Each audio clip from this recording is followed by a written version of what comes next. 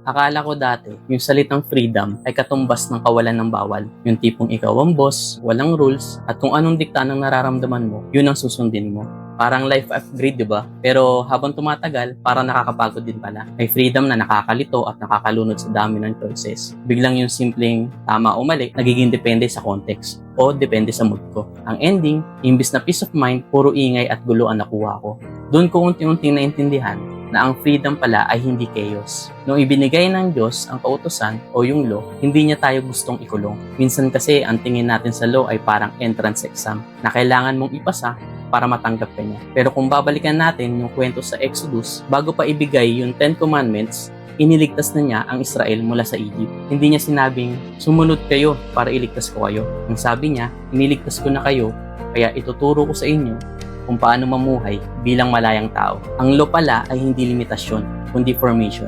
Revelation ito ng kung sino siya. Kapag sinabing huwag kang magsisinungaling, pinapakita lang nito na ang Diyos ay katotohanan. Kapag sinabing huwag kang magnanakaw, pinapaalala nito na siya ang provider at makatarungan.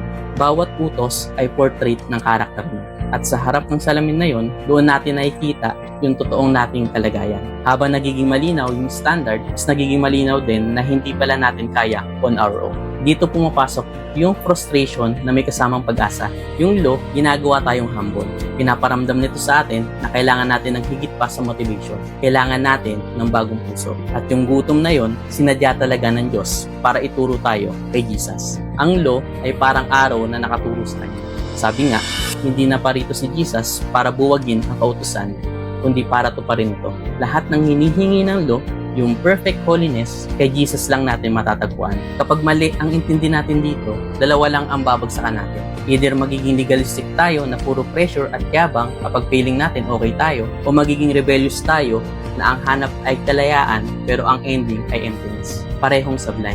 Kasi ang totoo, hindi tayo gustong kontrolin ng Diyos. Gusto niya tayong hubugin. Parang musika. Kapag walang timing at structure, ingay lang yan. Pero kapag may notes at pattern, nagiging maganda at may saysay. Kaya ngayon, binabago ko na yung perspective ko. Hindi na ito tungkol sa checklist kung nakasunod ba ako o hindi. Mas nakatingin na ako sa relasyon. Hindi ako sumusunod para mahalin niya ako, kundi sumusunod ako dahil mahal niya na ako at gusto kong matutong mamuhay gaya niya. Alam kong hindi ko kayang maging perfect, kaya ang dasal ko ay hindi lang, tulungan mo po akong maging mabuti, kundi Lord, baguhin mo po ako mula sa loob.